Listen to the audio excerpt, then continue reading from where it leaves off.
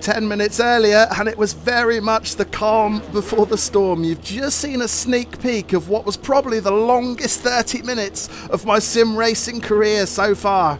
Hello everyone, welcome to another iRacing video. We're back in the Porsche 911 GT3 Cup, and we're back at iRacing's newest track, Winton. The pair of them together, a match made in hell. I've asked the question on the video title and I'm going to ask it again here. Is this the most difficult combination in iRacing? For me personally, I can't think of a tougher one, which makes it even more surprising that we've qualified so far up the grid. We've put it fourth with a qualifying time of 1:21.1. However, it's only going to get harder from here on in. The challenge of trying to get this car around the narrow, tight and twisty Winton circuit with no TC, no ABS is going to be a real test of my concentration. If you saw my first video in this series a couple of weeks ago at Watkins Glen, you'll know that I didn't even last 2 laps. Can we make it any further today? Let's get down to the grid and find out. Oh, and already there's a massive jump start in my rearview mirror. Elliott Fry in far too much of a hurry to get this race started. Thankfully, the rest of us get underway when the lights go green. We're going to have to be really careful. 2 cars on the inside of us, although we've lost one, and he goes flying through the chicane, backwards in a cloud of smoke. And actually, that was the pole position man, Resenda, so one of the favourites for the race is out, and we, incredibly, are up to 2nd position. It was a pretty dramatic way for Resenda to lose it on the approach to T1. I'm guessing there was contact with the other car on the inside. We'll go back and check out a replay in a minute, but for now we've got to deal with Finn on the inside. We've run it really wide into this long left-hander. We're side by side, we don't want to be, and we're going to have to give that position up. We're down to 3rd, but the leader has spun out as well. Martin Verschuren got the whole shot from 2nd on the grid. He led for a few corners, but he's lost it. So we're still in 2nd position as we tiptoe around these tight turns. It's treacherous coming through here, particularly on cold tyres. And if we'd only been a bit more streetwise earlier in the lap, stopping Finn from getting through, we'd be leading this race right now. As it is, we're in 2nd. And we've got Elliott Fry breathing down our neck in 3rd, but we saw Fry jump the start, so he's going to have to serve a drive-through penalty at some point. Will he go into the pits straight away? Let's keep our eye on the rear view. Yeah, there he goes. So that gives us a bit of breathing room. We did make a meal of that final turn, though, locking up the brakes on entry, missed the apex, slower on exit. That's given Finn an advantage of nearly 2 seconds. Oh, and an even bigger lock-up into T1. I didn't think we were going to get it stopped then. We almost ran it onto the grass. That's 2 big moments now in 2 corners, and that's allowed Brandon Byers to close the gap. Byers in 3rd, but he's right on our tail now. And we're fast approaching the section that I struggle with the most at this track.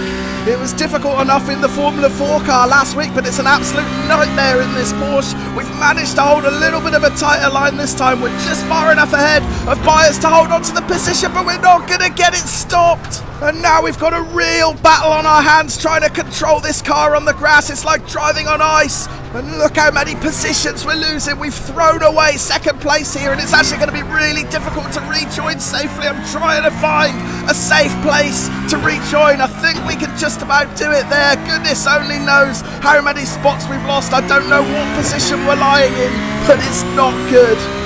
Well, the warning signs were there, weren't they? We locked up at several corners on the previous lap. This car is a handful at the best of times, but on the opening laps with cold tyres and cold brakes, it's an absolute beast, and it bit us there.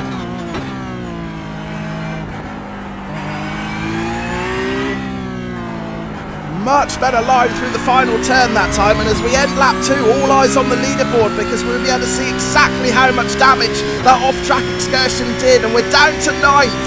So we're still in the top 10 at least. It could have been worse, and we might get one of those positions back, because there's a car on the grass that looked like Martin Verschuren again. Verschuren was the early leader who spun out on lap 1, so he's come to grief a 2nd time, and that'll put us back up to 8th position. So all is certainly not lost here, and it looks like there's another car on the grass. There is Martin Vionska, so that's 7th. Oh, but the car's just decided to let go again, and there's nothing I can do to save it. And for the 2nd time in 2 laps, we're out onto the grass. And look at all the cars going by. There's no way we're going to be anywhere near the top 10 now. Well, after that second big disaster, it seems like a good time to take a breather and check out some replays. There we see Elliot Fry's jump start. The rest of us got away okay. Now keep your eye on the pole position man, Resender. He got a really bad start, and there's the contact, which catapults him through the chicane. Amazingly, he didn't take anyone else with him there. Now, that T1 incident gave Martin Verschuren a commanding lead through the first few turns, but he threw it all away here. Just can't get the car stopped in time, clips the dirt, spins around, and we just about get by there. And to prove how easy it is to make that mistake, I do the exact same thing a lap later, only mine ends up even worse because I go right out onto the grass, and that cost me big time. A lap later, here's Verschuren again, getting it all wrong into T1.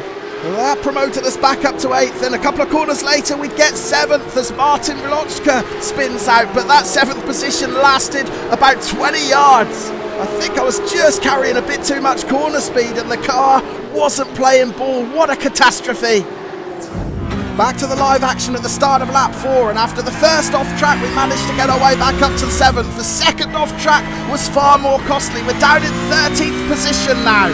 We've actually closed in on Peter Urrutia ahead quite quickly, so we've definitely got more pace than him. However, I am really reluctant to push this car too hard at the moment. We've seen how easy it is to lose control. So I think the best game plan for the moment would just be to tuck in behind Urrutia, certainly for a few corners at least, try and get our rhythm going again as we work our way through these awfully difficult, tight turns. Oh, and he's run a little bit wide on exit. That'll give us the chance to get on the gas early and get past him. In fact, I think it looks like he's let us by in the end. And yeah, that's exactly what he did do. He just ran a little bit wide on exit and decided to let both me and the driver behind pass. So now we're up to 12th, and with less than a quarter of the race gone, there's still plenty to fight for. And on lap 5 we picked up another position. Glance over to the left of the screen, you'll see a cloud of smoke, and it's our old friend Martin Verschuren again. He's crashed out for the 3rd time. So Verschuren's clearly got the raw speed here, but he's struggling big time to control this car. And speaking of struggling, it looked like Vlochka had a bit of a moment in my rearview mirror as well. It hasn't cost him too much, but he certainly ran in quite hot into that turn. So we're sitting at 11th, we're only 0.4 of a second behind Reichenberg in 10th now.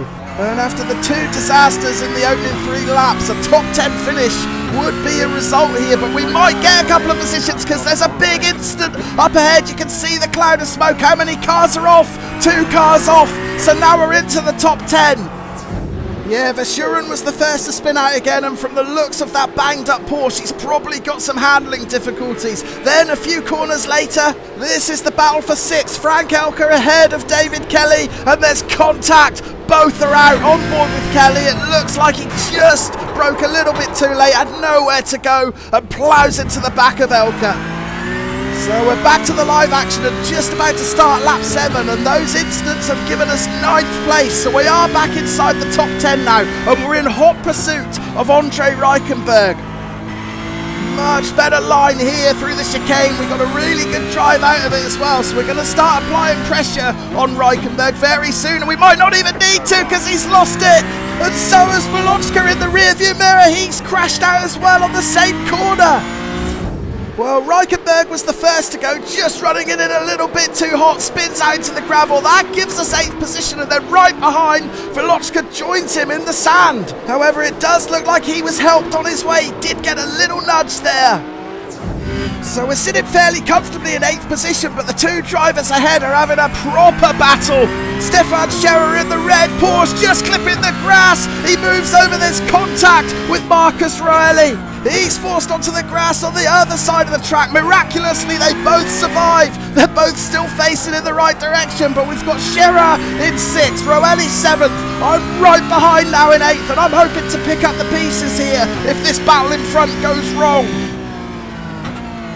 Oh, Roelli might have run it in a little bit hot into the chicane. If we can adjust our line, we might be able to get on the gas early and make the pass up the inside. We're side by side. We might have this pass done. It's imperative we don't lock up the brakes. We hug the inside curb, and yes, we have made the pass. We're up to 7th.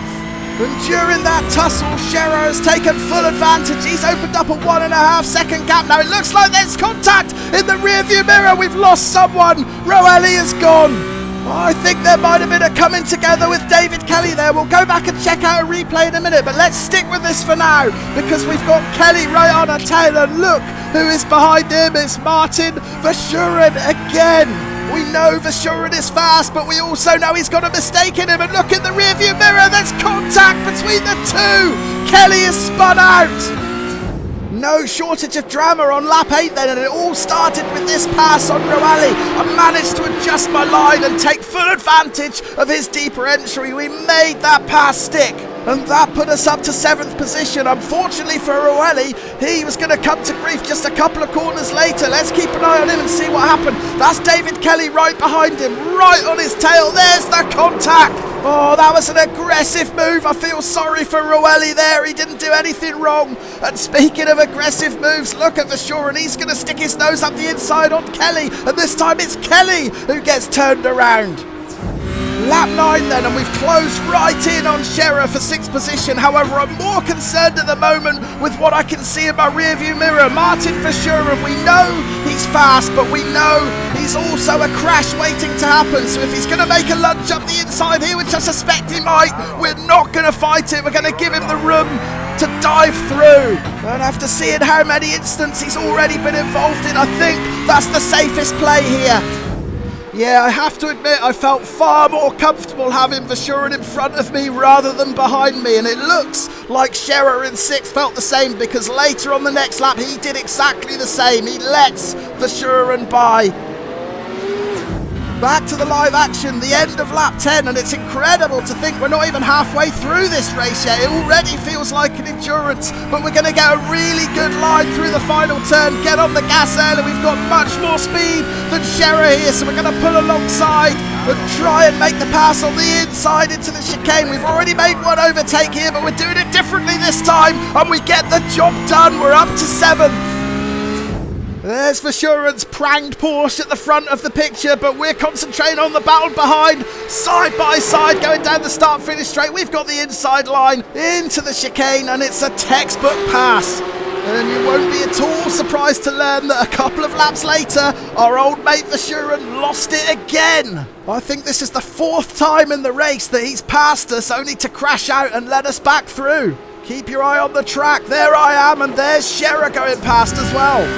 So by the time Verschuren rejoined the track, he was about 3.5 seconds back. So we're going to jump forward and rejoin the live action on lap 17, because in those 3 or 4 laps, Verschuren has closed back in. He's right on my tail again. So just like before, I don't want to get into a fight with this guy, so I'm happily letting him through up the inside.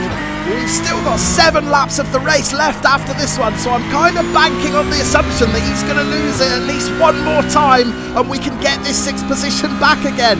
Now, I've had a little chuckle at Verschuren's many off-track excursions in this race, but in his defence, he may well be carrying damage. We can see the visible damage on the front of his car. He's not got any bonnet, and if he's carrying aero damage or any damage that affects the handling of this car, he must be having a real battle on his hands to keep it in a straight line, so I do have sympathy with him.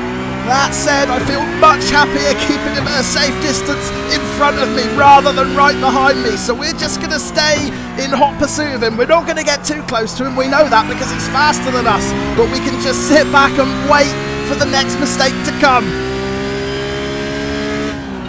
Oh, and there it is. We didn't have to wait too long. A big lock-up, a big puff of smoke. Verschuren's out on the grass again. And once again, we get 6th position back. Now the big question is, how quickly can he rejoin? He's only 2.5 seconds back. We've still got 7 laps to go, so I suspect we're going to see him again, sadly. But we have a big lock-up going into T1. We run it in too hot. We're out onto the grass. And there was me thinking we might get a lap or 2 of peace and quiet, but we've just made a big mistake, and that's invited both Verschuren and Reichenberg to join in the battle again. Now the main positive I can see from this situation is the fact that Verschuren is behind Reichenberg, so there may be the chance that Verschuren rattles Reichenberg and they slow each other down here. We're still a little bit untidy. We're rattled after that first turn mistake, and the 2 guys are right behind us now. Reichenberg in particular right on my rear spoiler. But let's keep our eye on the rearview mirror here, because we've seen Verschuren make a lunge in this corner before. He's going to do exactly the same again, and it's exactly the same result, is it? No, Reichenberg's managed to hold on to it. I don't know how he did. He was sideways at one point, but they've both got through that turn somehow. But this is playing out exactly the way I wanted it. These two guys behind battling hard with each other. They're slowing each other down and they're allowing me the chance to break away. Let's keep watching the rearview mirror because for sure it's going to have another look up the inside, and this time it does end in tears. Reichenberg's been spun out and we've got 2 seconds of breathing room. So we said at the time our best chance of breaking away from these two was if they started beating each other up, and that's exactly what happened. There's Verschuren's look up the inside. Reichenberg managed to save it despite the contact, but he could do nothing about this contact a couple of corners later, and it just backs up my decision to let him through when he passed me there earlier in the race. But unfortunately, we weren't far enough ahead to get to the end of the race without one more Verschuren onslaught. He's right behind us again now. We're on lap 21, but watching the rearview mirror, just as he's getting close, he makes another mistake, clips the gravel on the outside, spins out, and this time we are surely safe. Yeah, I always knew he was going to catch up with me. I was just hoping he had one more mistake in him. Thankfully, it happened before he got too close to me. And he was even involved in one more little tussle, renewing hostilities with Reichenberg, and this time it's Reichenberg overcooking it up the inside. So after waving goodbye to Verschuren for the final time, and with it breathing a huge sigh of relief, we actually had a fairly comfortable last couple of laps. We bring it to the line, finishing in 6th and getting plus 28 on the iRating. When I started this series, I did view it as a ratings killer. I didn't think I was going to get any joy out of it, so to come away in the green has got to be considered a good result.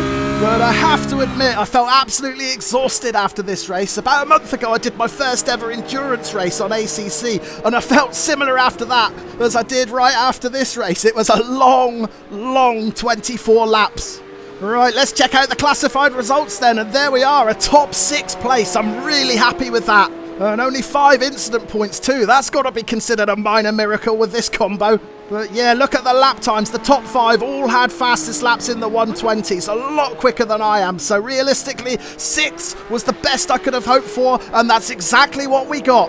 If you've raced this combo too and found it as hard as I did, let me know. And if you found a harder combo, tell me that too, and I'll make sure I steer well clear. Cheers for watching.